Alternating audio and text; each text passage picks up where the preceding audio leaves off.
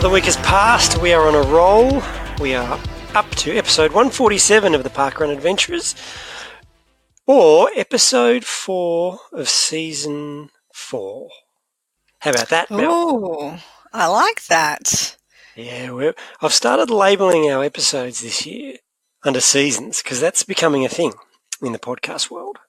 Yeah, but I mean, if you compare it to seasons on like Netflix, they all only go for 8 episodes.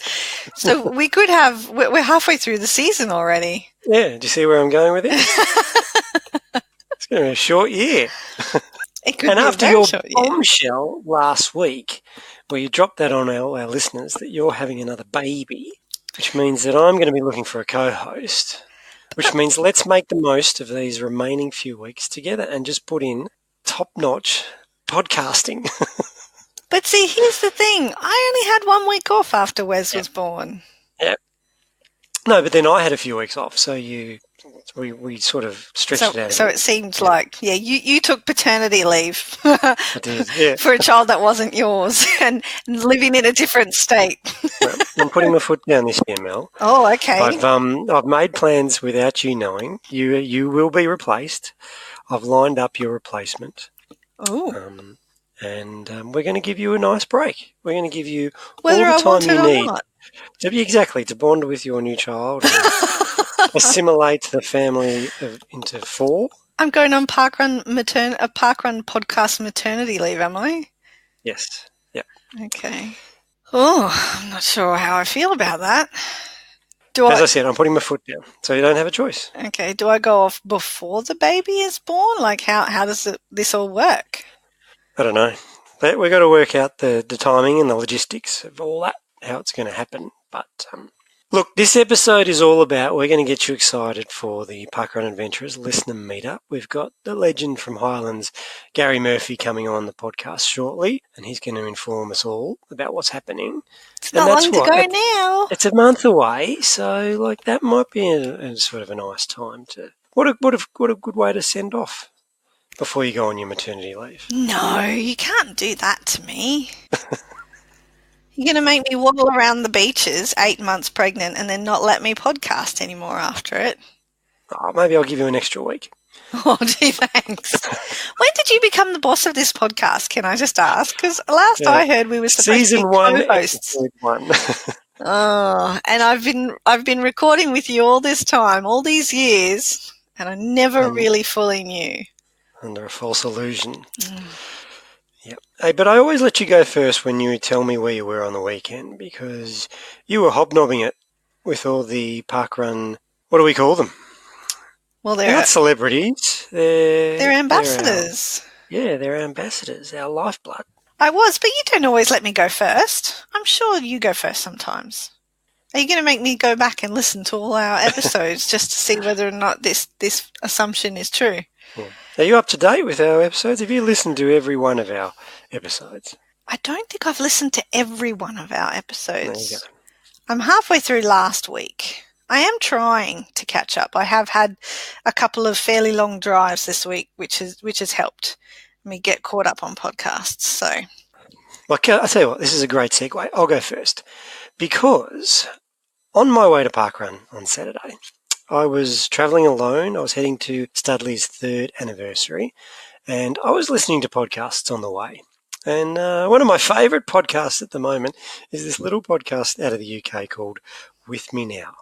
It's one of my faves too. It is. And we love Danny and Nicola, and as we've stated many times before. But on this particular episode, Mel, old mate Danny had a crack at you. At me? What for? He questioned your integrity. He called you a cheater for manipulating stopwatch bingo. Or trying to manipulate stopwatch bingo. Now, there are rules in parkrun that we have to follow. in parkrun, yes. Yes, in the parkrun world, there are rules that we have to follow. And then there are other guidelines. And then there is stopwatch bingo, where I would suggest no rules apply. So with Danny's words fresh in my mind, I knew that I have one remaining time in stopwatch bingo. 48 seconds is all I need. So again, with Danny's words ringing in my head as I approach the end over the 5 kilometres at Studley Parkrun. I crossed the bridge. It's a great suspension bridge there. You remember it? I No? do remember it, yes. It is a great bridge. So I crossed that bridge and I looked down at my watch and it was 48 seconds. And I was nearing the end. Yeah, you're only like 50 metres from the finish line, really, when you crossed the bridge that last time. So I was determined to manipulate to get my 48 seconds. Don't tell me you've beaten me to the stopwatch. You can call bingo and stopwatch bingo already. Well, here you go. So I get to the finish line and I pull up about 10 metres short and I've got 30 seconds to go. It's funny, isn't it? Because it's like, what do you do? Do you just sort of stop and you whistle and, you can see the volunteers looking at you wondering what the hell you're doing? So I literally stop. And the time keeps going, keep coming. Like they think that I don't know what I'm doing. Like you don't know where the finish line is at the event that you launched. Okay. Yeah. Hey, nobody knows me there anymore, so it's great. Yeah. So I'm just waiting, and then all these people start coming through. 30 seconds is a long time. And they broke the record at the Studley. It's over 300 people. So I'm waiting, but that's cool. I don't really care. I just jogged around anyway. Yeah. So I'm waiting. And then I look down at my watch and I'm 10 metres away and I panic. It's about 43, 44 seconds. But then these group of young girls come through at the same time and then I'm the guy that's sprinting to try and get across. So I did the gentleman thing and said, oh, look, no, you guys go. And then, of course, you know what happened. Well, I missed my stopwatch window. Because I was too much of a gentleman. I was being too polite. I didn't want to sprint across the line to get it. But I was so bummed because I knew I was doing it. I watched the timekeeper at the start, her finger to press on the using the app. You get yours as close as possible yourself. Exactly the same time, and I crossed the line, and my watch said the same time as the official time. The official time. Yeah. Which was what in the end? Was it 49 or was it 50? I think it might have been 50. Yeah, it might have even been 52. I can't remember. As soon as I crossed, I knew I've blown it. I'm just picturing it with all the girls running in and you're trying to beat them because there is that panic. When you've stopped or you've slowed down so substantially, it's but I don't know how to pace at that pace. How many meters? How fast do I cross 5 meters in general? Yep. Can I do that in 10 seconds or is that too fast or too slow? It's an art form. Oh dear, Scotty, thank you for the laugh. That was priceless. The moral of the story, or the tale of the story, is maybe don't try and manipulate your stopwatch bingo. Just let it happen. Oh, well, see, this is the thing. Okay, and I will confess, I did hear their podcast. What day? Yeah, yesterday. So I knew he had a bit of a crack at me, but I don't take these things too seriously because I kind of disagree with the let it happen naturally. The people chasing their alphabet, they're not letting the letters happen naturally. The people who are chasing Wilson Index, of which Danny and Nicola are actively doing, they don't let those events happen naturally. So I'm not entirely sure why bingo's different.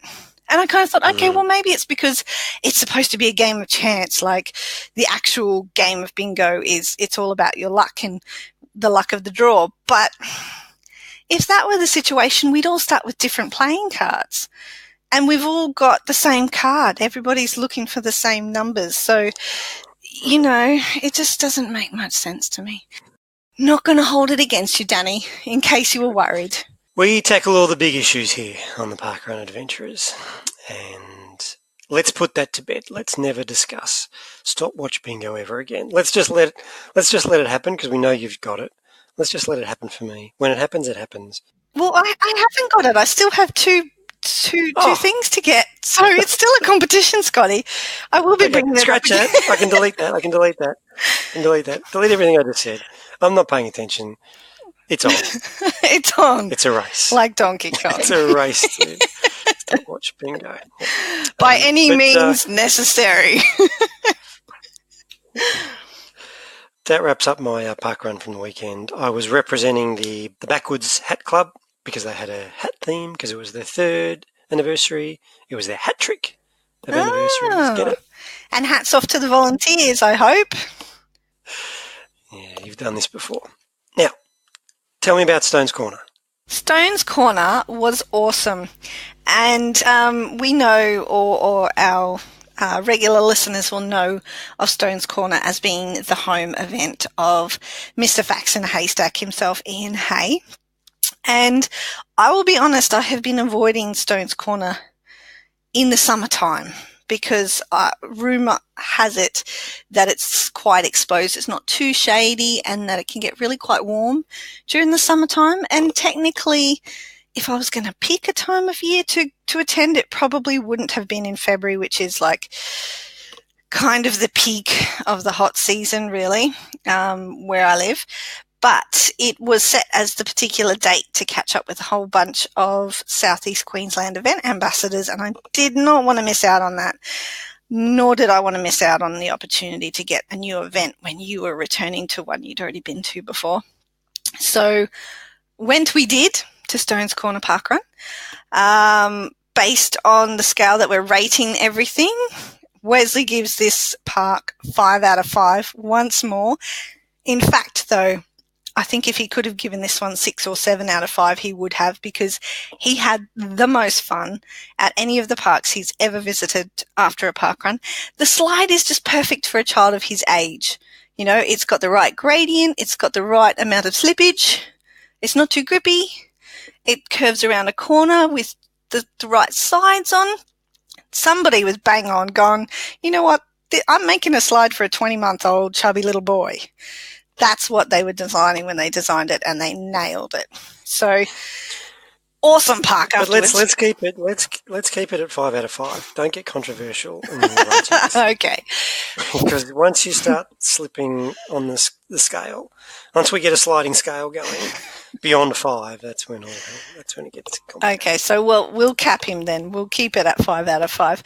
5 out of 5. And yep. The weather was perfect. So I don't know what it was like down in Victoria, but the Bureau of Meteorology started fairly early in the week last week, fear-mongering people into thinking that there was a cyclone on the way. No, it doesn't happen, does it?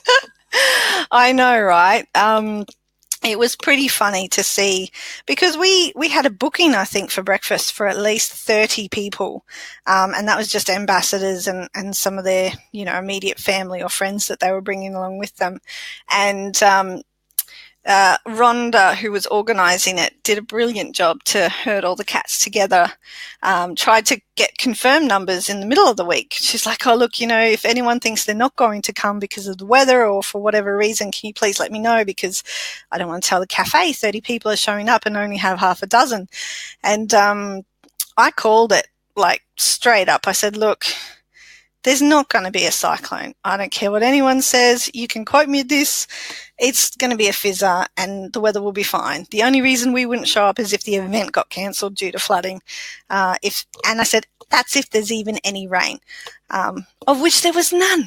I was proved absolutely 100% correct.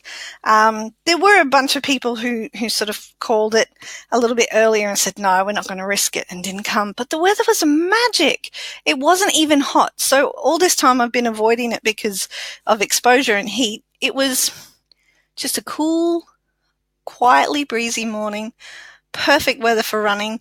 I didn't have to run. Wes got taken off me in the pram, and so Adam even got a run in, which was nice, and just got to go out and mosey along and enjoy the course. I've tried to do alliteration with all the parkrun event names now, so because it was Stone's Corner, I was thinking, is this a stumble or is it a stagger? So I think I've kind of gone with a stagger because it's sort of closer to waddle. So I had a Stone's Corner stagger on the weekend, and it was really nice. Really nice. They actually broke their attendance record for no apparent reason. Not because was an onslaught of ambassadors, which there were, which was also awesome. But yeah, just for no particular reason, everyone's like, let's all go to parkrun today and let's do it at Stones Corner. So smashed their course attendance record, handled it brilliantly. And yeah, great It was probably breakfast afterwards because too. the Mel Urbeck was in town. Well, nobody knew I was coming, Scotty. Okay. Really? I would have ran with it. Oh, okay. Yeah, but it was a great morning. Another fabulous post-parkrun breakfast, chatting to people. I mean, ambassadors are all good sorts. And it was great to meet some of their extended families, you know, like their children and their partners and stuff like that as well, because you do a lot of work and communication with your fellow volunteers in the extended parkrun family. And to actually meet with their other halves and their kids and the people that you know also give up a lot of their time without any credit just because their partner is involved in this role. That's always really special too. So another fabulous morning at parkrun. Big surprise.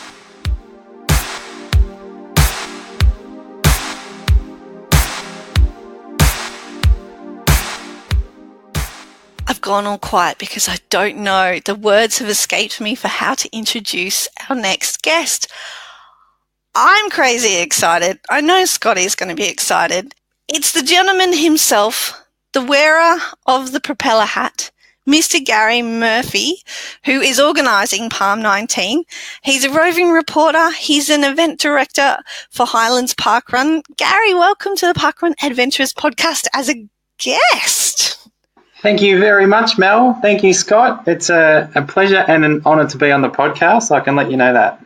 Oh, well, you've started out very well by flattering us, so thanks for that, Gary. Can we start with let's go to the first item on the agenda, which is the impending Parkrun Adventurers listener meetup for 2019. What is on the agenda for this year? Well, it's very exciting. We're starting off on Friday night, April the 5th, at Yowie Parkrun. We're doing a freedom run there at the course. We're going to do that from 5:30, and we'll have a special guest do the course description there. And then afterwards, we're going over to the Carrington Bowls Club, which is only a 450-metre walk from the finish line at Yowie Parkrun, or a 1-minute drive. Google reliably informs me. So that's for dinner and a catch-up to meet with people that you haven't met before and to rekindle old friendships from last year's catch-up. And then Saturday in the morning is parkrun at the Beaches Parkrun, and followed by a live recording of the podcast by Mel and Scott. And then Saturday afternoon, we may have a choose your own adventure, or there'll be something that the adventurers will be doing, but we'll let you know in due course when that's happening. And Saturday evening, we'll be meeting at the grain store in Newcastle, and which will be the traditional dress-up meet-up or catch-up or just fun dress-up. So last year we had a great time. We had lots of different dress-ups if you're stuck for ideas. So we had Woody from Toy Story. We had the Mexicans from south of the border. We had Catwoman, Hawaiian shirts, we had trolls, witches. There was a Pat Cash or a Leighton Hewitt, I'm not quite sure, but we can clear that up. He was a good-looking bloke, wasn't he? He was a good-looking bloke, good-looking rooster. He was blonde, so I don't think it was Pat Cash, unless it was 80s Pat Cash.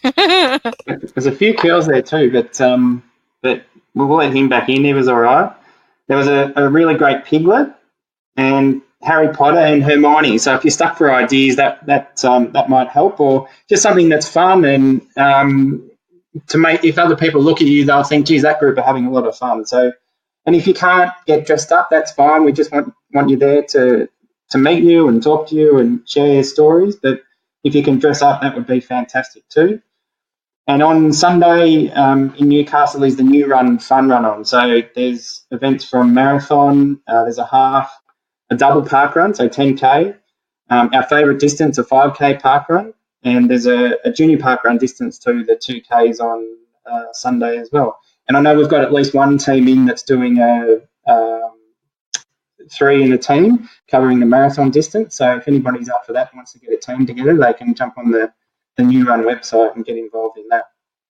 I might be eyeing off that 2K race. I might have a crack at that. Might get a first finish at that event. But Gary, let's take it back to last year. You came to us with the idea, have this listener meetup. Mel and I we weren't sceptical, but we were probably pants that nobody would actually show up. But we went along with it, and we're so glad that we did because we had a great time. So what we want to do is we want to make sure there's more people coming this year, or at least as many that came last year. And it's a great opportunity to meet other parkrun adventurers, isn't it? And you mentioned it there that just come along on Saturday night or come along to the dinners because we're just going to talk parkrun and touring, and it's going to be lots of fun. Yeah, so I enjoy podcasts. I really love podcasts, and one of the podcasts I listen to is the Av Geeks, and that's an American podcast, and they talk about aviation, obviously, from all around the world, and they had a Australian desk, so they had people from Australia where they talked about Australian aviation. But one of the things that they did was every year they meet up at the Smithsonian in Washington, and so they get together and they talk to people from the industry, and people come along that friends of the podcast, I guess you'd call it. And I thought, well, geez, that'd be really great for the adventurers, and I put it to Scotty and Mel, and you guys are really keen, and we put it out there, and we got about 20 people come along to Shell Harbour Parkrun, and Brendan Scollery was really great, the event director there, and helped us out a lot and made it really great. And it was just a really good chance to meet up with fellow parkrunners and adventurers and the people from Shell Harbour Parkrun, and it was just a really, I don't know, it was not parkrun on steroids, but it was just a really great opportunity to meet people that are passionate about parkrun.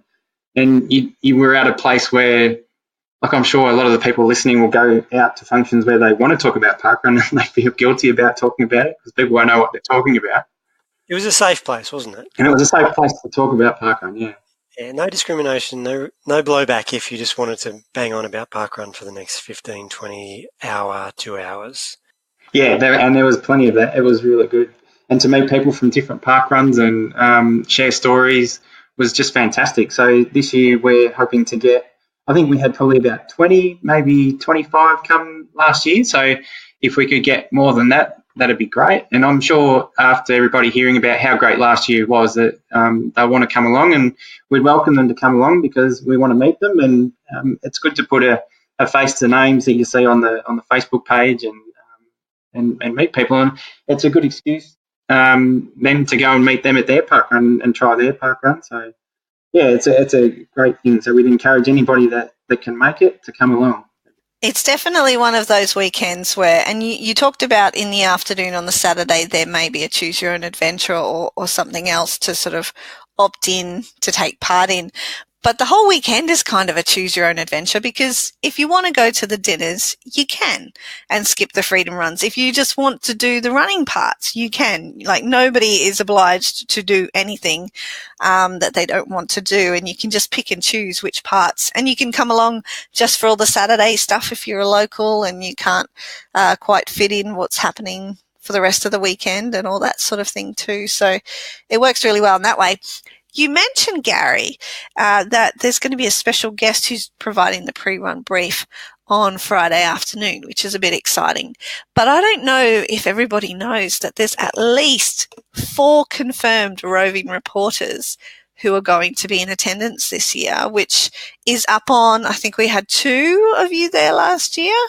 So that's like, is that 50% or 100% increase? I'm not great with the maths. I'm going 50. But I'm the same as you, Mel. I'm not good on the maths either. I think it might be 100. It's 100, yeah. It's 100. It could be 200%. You know, if you multiply, yeah, okay. Obviously, maths is not any of our strong points. This is not the maths podcast. It is not. It is not. It's the Parkrun Adventurers podcast. And I did like how you mentioned that it was a safe space too, Scotty, because, you know, you do see people, even now, out there in the world when you talk to them about parkrun and their eyes glaze over after about 5 minutes of enthusiastic chat. And this is not the crowd where that happens. You know, you can show up not knowing anyone and the whole weekend is going to be magic because parkrun adventurers are just friends you haven't met yet. Perfect. I like that, Mel. That's the exact way to put it. I can't describe how last year was. Like, everybody that's listening loves parkrun, and it's just an extra addition to your parkrun. And like you said, it's a great. You don't have to come to every event. If you just come to parkrun, or you just want to come to dinner, or just want to meet Mel and Scott, or you want to meet someone that you've met or met online but not actually met them physically. It's a great opportunity to do that. So yeah, it'll be a great weekend. It really will. And such a unique parkrun too, to run all on the beach at the beaches will be something that not many people have done. And we had a taste of it at Shell Harbour, so that I think that's probably why we've picked the beaches this year, because it's such a like I said, such a unique parkrun. Also a windy parkrun. One of the challenges. So we record the podcast live as well. Yeah. And last year we had some challenges with the wind, and this year we've somehow managed to choose to do it by the beach again. But we'll work through that, and we're all looking forward to getting to the beaches. We didn't say it was an outdoor live podcast, though, did we? Well, Or we think it's going to be outdoors. We don't know. Sonia Pullman and the event team at the beaches have been really great. They've been helping me quite a lot, and they've got access to the surf club. So if worst comes to worst and we need to access the surf club, they've got a spot for us there to watch you guys do the recording, and we'll be out of the weather there. I don't know if people want to go back and look at the beaches Facebook page, or even the Parkrun Adventures listener page. We put a video up there of last week or the week before when the tide was right up, and they were right up right at the top of the beach. So the weather might be a factor, but we just got to pray to the parkrun gods that it'll be a good day. I'm sure it will. I'm learning something every moment of this interview. Thanks, Gary. Now I want to learn something a bit about Highlands Parkrun that I don't already know, because you're the event director out there. You share it with the lovely Sue. If I was to review it now, 5 out of 5, guaranteed. Tell us a little bit about Highlands, and tell me something that I don't know. Surprise me, Gary. Ooh. Put me on the spot. Jeez. We had a trick at Trestle, but you knew that, so that's not a surprise. Yeah. Was that a 1 week only thing? 1 week only. And we've had quite a few. We had Zoe Ellis come and did her statesmanship at Highlands, and so we had a Zoe zone that week. That was really good. And one of our birthdays, we've got a tiny little bush in one corner of the park, so that was the bushy parkrun corner. So we like to name some of the sections of the course from time to time. But we're a 3-lap course in the north of Melbourne, probably about 40 minutes north of Melbourne. And a lot of people don't like the lap courses, but it's really great for us because the volunteers get to see the runners 3 times, and the runners or walkers and the runners get to be encouraged 3 times. So it's really great in that way. And we're coming up in May to our 6th birthday, so we're looking forward to that. And we're just working on what our theme will be for this year, so we're excited about that. So yeah, so it's going really well at Highlands, and we love it. Coming up on your 6th birthday, and you just broke the course attendance record recently. I don't think we've done that at my home event for about 4 years. So that's really impressive. How much sort of time and effort went into promoting the Bring a Friend Day? It was really funny. We didn't really put a lot of effort into it. We just put up a post on Facebook, and we wanted to have a crack at the record, and we thought that we might go close. The week before, we'd gone close, and then we actually broke the record before the Bring a Friend Day, and we were a bit disappointed that we'd broken it that weekend, but it was great. And then we had the Bring a Friend Day, and it was really great that people brought people that they didn't think would want to come, and they just encouraged them to come along, and yeah, we broke it. I've just found it here, 281 we got. So it was really good because the team, the volunteer team, handled it really well, and we didn't know if we'd have any issues, but we didn't. It actually ran really smoothly. So we've got a really great team of run directors and volunteers. So yeah, we're really pleased with how it went. I think that's hilarious that you were disappointed you broke the attendance record the week before because it's like you're trying to save it for the following week. I know, it was funny. It was like an anti-climax, but and then we broke it again. So it was really nice to do that in that couple of weeks. It was great. Now, Gary, you mentioned that the course is a 3-lapper, but what does one lap consist of? Like, is it shady? Is it flat? Have you got undulations? Run me through a lap of the course.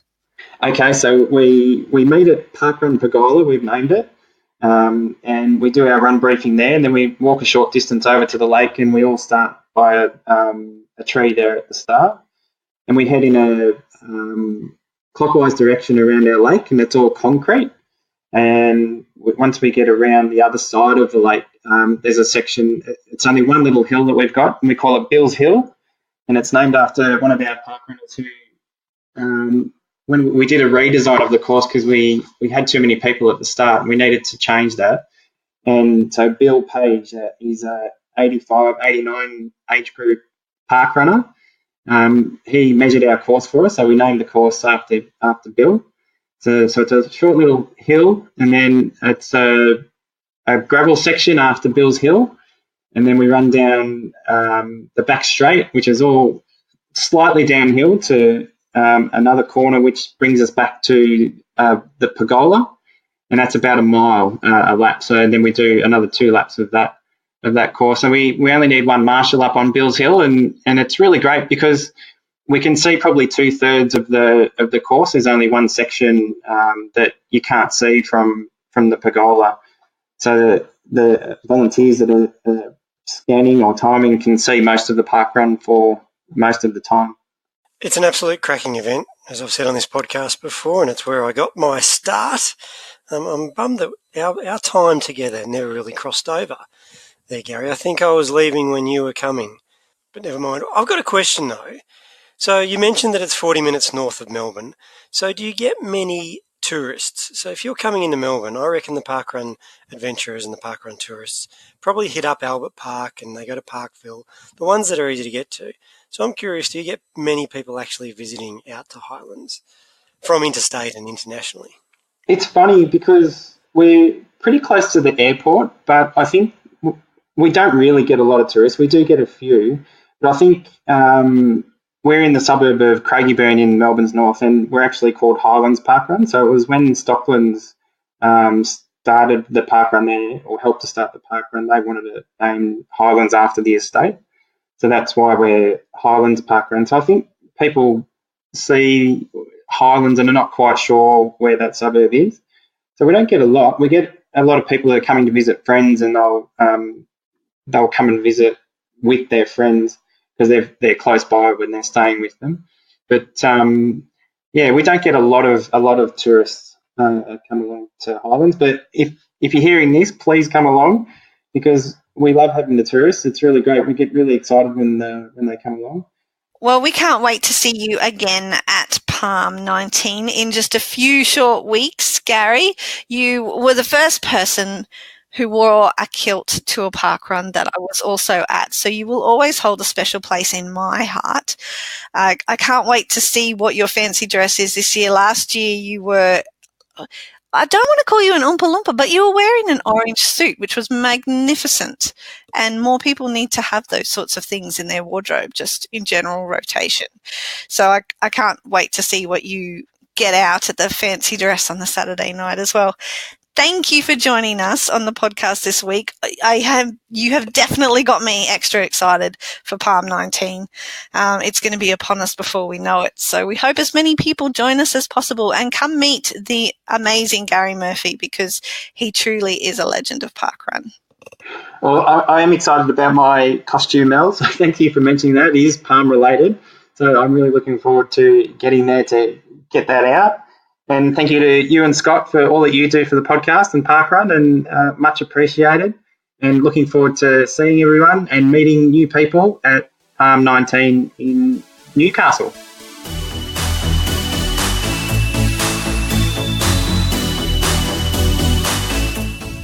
Howdy park runners, it's Toc reporting in for the Channel 5 news crew. This week, Jack and I have ventured up to the lovely Mildura. The sky around me is a beautiful shade of blue. We're on the banks of the Murray. This place is gorgeous. I'm sitting here with the co-event directors, Greg and Nicole, and I'll get you guys to tell us a little bit about the course. So, Nicole, do you want to start off and tell us a little bit about your course?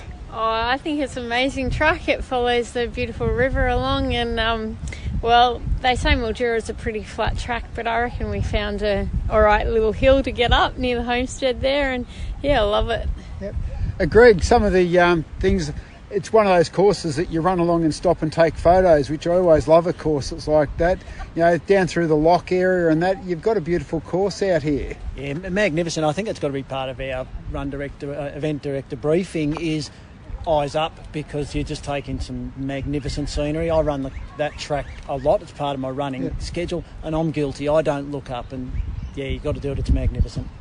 And one of the things I found probably the most incredible is travelling around parkruns. You see launches, you see a fairly big crowd turn up, and then in the weeks after you see that little bit of a drop off.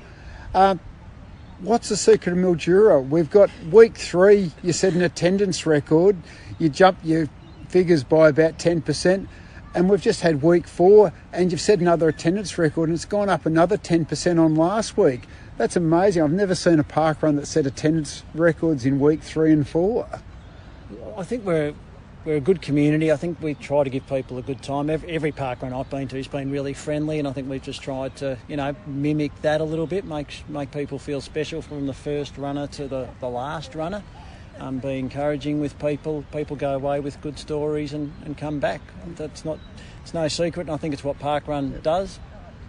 You really are building that community. Just once again, the number of people that sat around at the finish line once they finished chatting.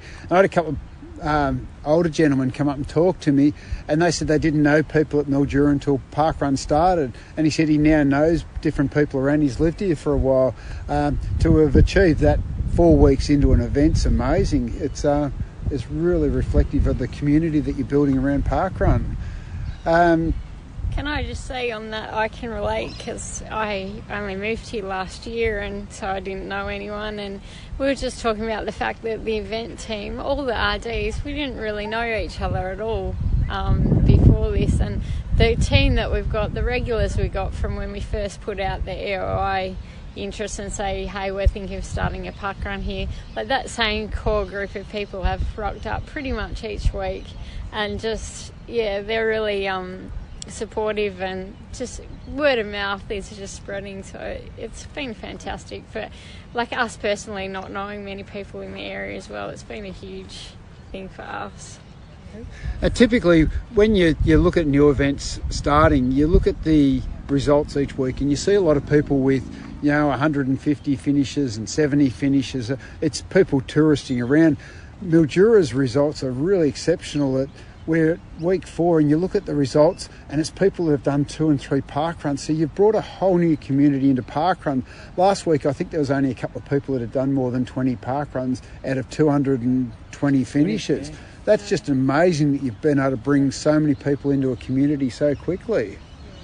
We'd love to hope we can sustain that, and it's going to be fun. I suppose at week 50 we'll have some milestones. We might have some long pre-event briefings when we're coming up to that, because there's going to be some milestones, but that's great. It's wonderful to see so many people coming back. And so many families as well, and that was my focus when I said to Greg, had I been setting this up at a different time in my life, I probably would have chosen a different track and done things a bit differently, but the family focus was just huge for me, and it's been so good to see so many kids, and kids that I can't really keep up with out on the track. They're out there having a ball. And I think that community thing as well, we're having people already sort of apologise, saying, I can't make it this week, I'm really sorry. And it's like, that's fine, no worries at all. There's that unwritten code, you have to come and treat. No, not at all. Yeah. You've joined the cult, you must attend. Well, guys, welcome to Parkrun. It's a beautiful course. This is an absolutely stunning course. I've loved coming up here, and congrats on what you've already built around the town. Well done. Thanks, Doc. Thanks, Doc and Jackie. Thanks for visiting. We really appreciate your support. Hello, we're at Yowie Parkrun, and I'm with Elle. Elle, what brought you to Yowie today? Well, we've come for a bit of parkrun tourism today, so we've got a few people that want to tick off their parkrun alphabet, and Y being Yowie parkrun. We thought it was perfect to come up here. It is just such a stunning parkrun too. It is, and you seem to have a few teams of people, a few different shirts. We do, so we're here for Rundown Under Day, so helping to raise money for defibrillators for parkrun, but we're also with Girls Run This Town, so a women's running group based on the north side of Brisbane. Okay, we're on the north side. Around the Moreton Bay region, so heavily based in North Lakes though. Okay, beautiful. And how many parkruns have you done? I'm in the 140 region. Up. Yeah, getting up there, and my kids are in the 80s. So. And what got you into parkrun in the first place? Is there something else you do on a Saturday morning? Like, really? Did you used to do something else? No. It's just been a habit we've gotten into, and we hope that the kids think it's completely normal that this is what you do.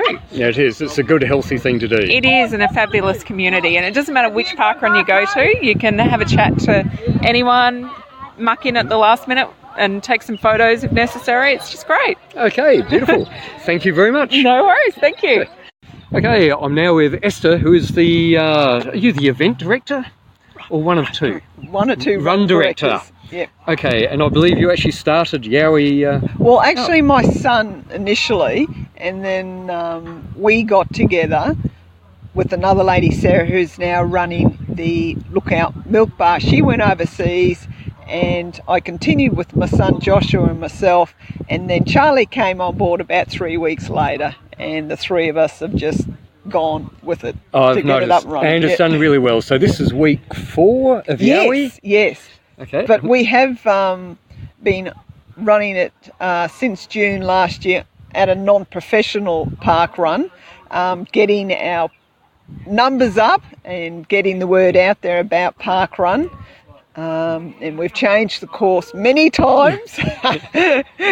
And just getting it out in the paper and in the community. And this is our 4th official Yowie park run, and it's building each week. And we should say Yowie is in Kilcoy, and Kilcoy is not really the biggest of towns, but you've got a really good turnout and a good group of volunteers. Oh yes, it's lovely to see, and each week we're building on that. Our launch day we had 228, and that's just fantastic. We had the mayor and Cheryl, one of our councillors, come, and that brought many people, so it was lovely. No, it's very good, and people today enjoyed the run as well. Oh yes, and we had the Run Down Under crew, and that brought our numbers up, and it was fantastic to see. And they're fundraising to get a defibrillator, I think, for a park run that doesn't have one. Which I'm glad to say I did see Yowie's got a defib. Yes, thank you. That has not been used. I don't ever wish to use it. So. And I better just ask this. Yowie, for anyone who doesn't know, what is a Yowie? It's a mythical Aboriginal creature. That's as far as I know at the moment. So. Okay, so for anyone who does visit Kingaroy, Yowie Parkrun is in Yowie Park. Yes. And there is a statue of a mythical Yowie. Yes, that's right. Yes. So you may see him, you may not. But he was here on the launch, so he knows when to come. You.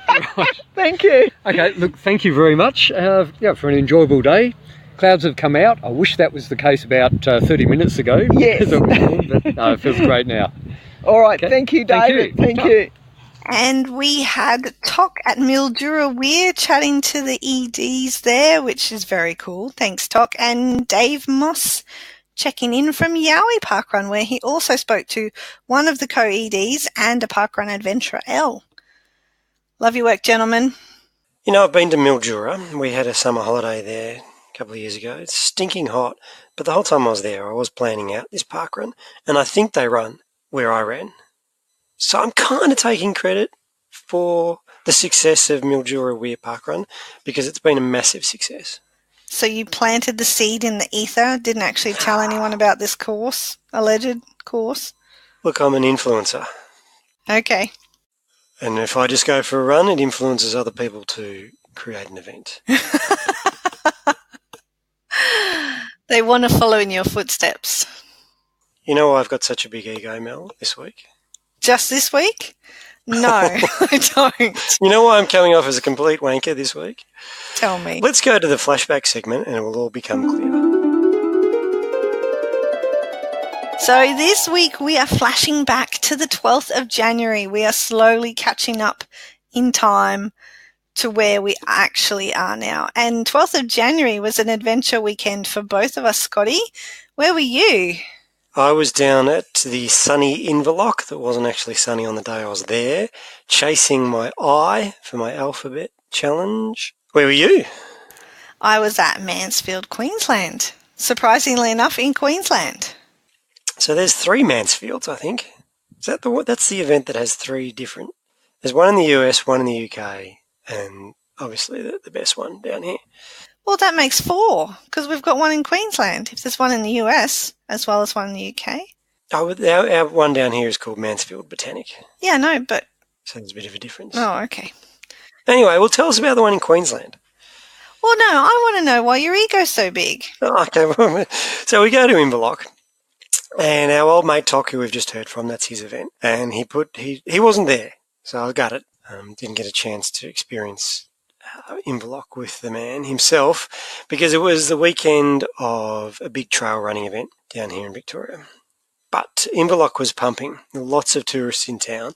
It was in holiday season. It's by the beach, so there's a big crowd.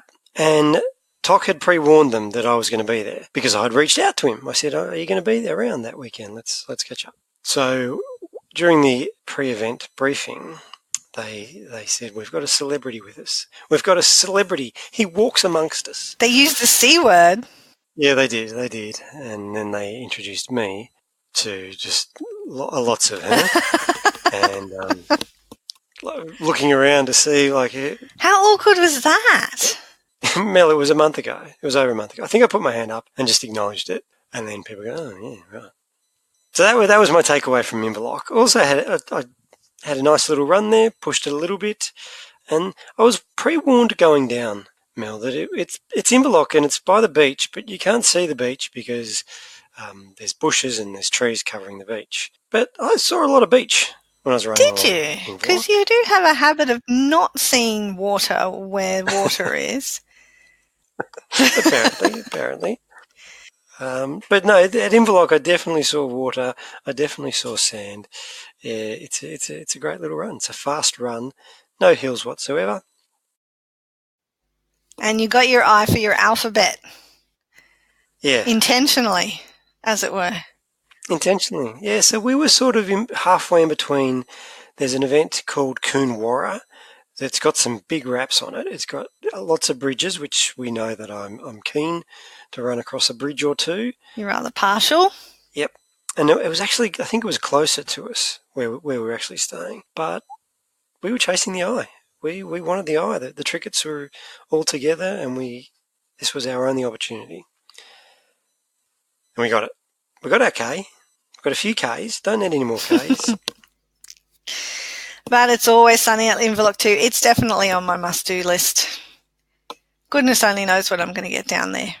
And Mansfield, Queensland, take us back. Mansfield, Queensland was a lovely course. So whereabouts it's situated, it's actually sort of runs the event.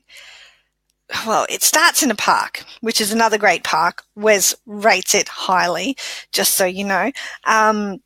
Heaps of space for everybody to mill about and socialise afterwards. And it runs for the majority of the course along Bulimba Creek, which is a very long creek because it also is home to 2 other parkrun events. It's got Minipee and Wishart. You know, sort of if you zoom out, it's like there's one parkrun and you go further down the creek and there's another parkrun and you go further down the creek and there's a third.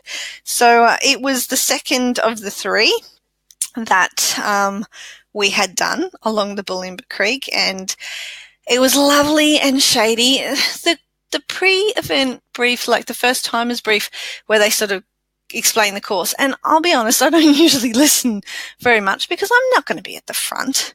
You know, directionally, all I got to do is follow the people in front of me.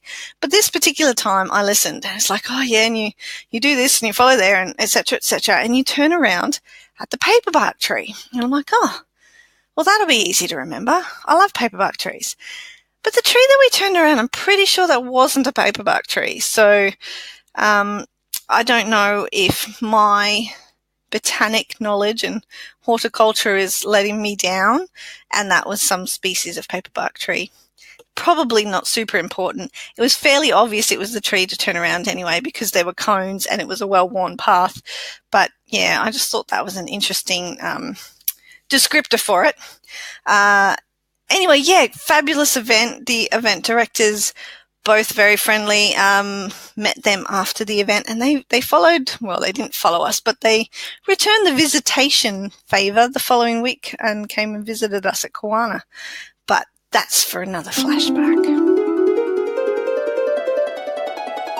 Let's catch up with the parkrun calendar in Australia. And we've got a launch this week at the Narromine Wetlands in New South Wales. Also couple got a of few anniversaries. Yep. We've done this before, Mel. We know what comes next. But the anniversaries in Kalia in WA. Largs Bay in South Australia. Now, Plantation's back on the calendar. Remember, we mentioned them a couple of weeks ago, but they were underwater. We did. Is it their actual anniversary that they're going to celebrate? They're celebrating it this weekend, yes. They're back in town. Excellent. They're back up and running, so they're going to celebrate this week. So happy to hear it. And there's also another one in Queensland, White Rock, that we'll be celebrating this weekend. Mel, I want to talk, as we finish up 147 of the Parkrun Adventurers, I want to talk podcasts. Okay. I want to get, I've done this a few times on the pod in the past, and it doesn't really go very well, so I want to try it one more time. I want to get some iTunes reviews. Oh, okay. Because they're usually pretty good. People that listen to us like us. Like Refuse to Use This App did in January 2019. Thanks to Mel and Scotty and all the guests, you are part of my podcast family. 5 stars, thumbs up emoji. Oh, that's nice. The next one's even better. It is. We got a rating. Like, there were 5 stars, but there was also a 10 out of 10 recommend. Wasn't enough. So that's like the title of it. It's not like 1 out of 5 dentists. It's 10 out of 10 recommend. So, but the comment itself actually says, I could not get enough of this podcast. It's the best. There's lots of exclamation marks. Thank you so much, Mel and Scott, for the laughs and all things parkrun. It is quite nice reading nice things about us, isn't it, Scotty? It is. So we'll stop there. But we want to hear. We want more. So pop along to iTunes. I know I mixed things up last week. I did some background work and changed some settings and whatever. But I think everyone still managed to find the podcast this week. The downloads were still consistent. Okay, that's good to know. We didn't lose too many people in the technology translation. We're sharing the podcast space now with a big name. And we've liked in the past to recommend other podcasts for you to check out. There's a man going by the name of Ron Burgundy. Remember him, Mel? I do. I know Ron Burgundy. Wow. He's trying to muscle in on our turf, and he's put out the Ron Burgundy podcast. It's worth a listen. Yeah. I think you'll enjoy it. I'm mentioning it because I think our listeners will enjoy it. Well, I'm intrigued. What's it about? Well, I listened to it today, and it's they had their Christmas episode. Oh, awesome! Christmas memories in February, and you think Ron Burgundy and all the issues that he's going to tackle. One of his early guests, Deepak Chopra. Wow. Okay, one of his early guests. So he's not starting entry level. No. We need some more reviews, I guess, to try and compete. We do. So what have you got? Have you got any recommendations? I'm putting you on the spot here. I didn't tell you that I was going to do this, but podcast recommendations. Yeah. Have we talked about this before? Because I don't want to repeat ground that I've gone over. Well, then just give us a new one then. Well, what if I don't have a new one? Then say I don't have a new one, and we'll wrap up episode 147. Okay, but I can't remember if we've talked about this on the pod or if it's off the pod talk. Can you remember if I've recommended Blank Check with Griffin and David before? No, not on or off. So tell me about it. Okay, so Griffin and David have this podcast series called Blank Check, and basically it's about they do, you'll like this because it's kind of seasons, it's serialized. They do a series of podcast episodes on a particular director who has been given what they deem to be a blank check to just go make whatever the hell they want due to earlier successes in their career. So one example would be the Wachowski siblings, effectively were given a blank check and based on The Matrix, effectively. And yeah, they do all different directors, and they go through and they do the whole back catalogue of all their films, and they watch it.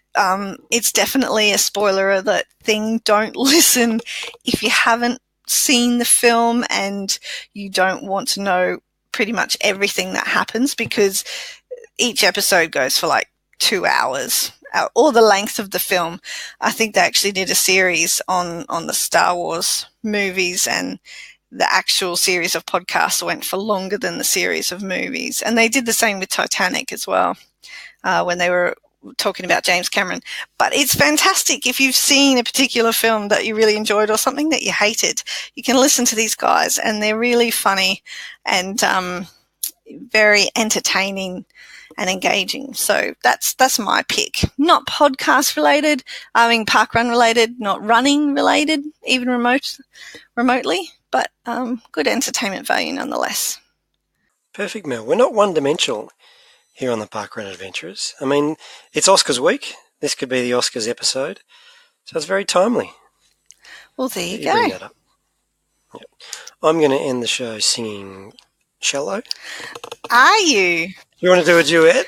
I'm putting you on the spot again. Oh, I'll do the Gaga bits. you'll do the Gaga bits.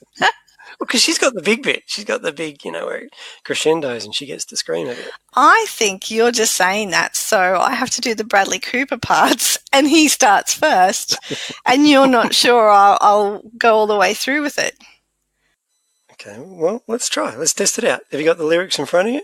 Or do you know them off by heart? I may have listened to this song on Spotify a little bit, possibly saw their Oscar performance on YouTube a couple of times.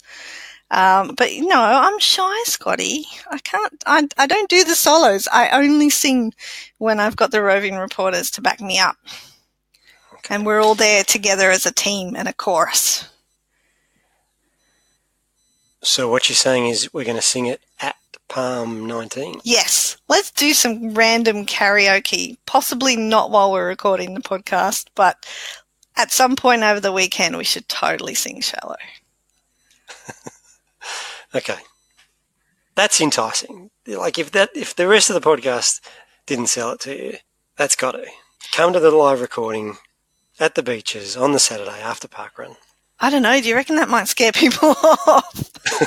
It might have a detrimental reverse effect than what we were hoping. Everyone loves that song, Mel. Doesn't matter who sings it. Everyone loves that song. Oh, okay.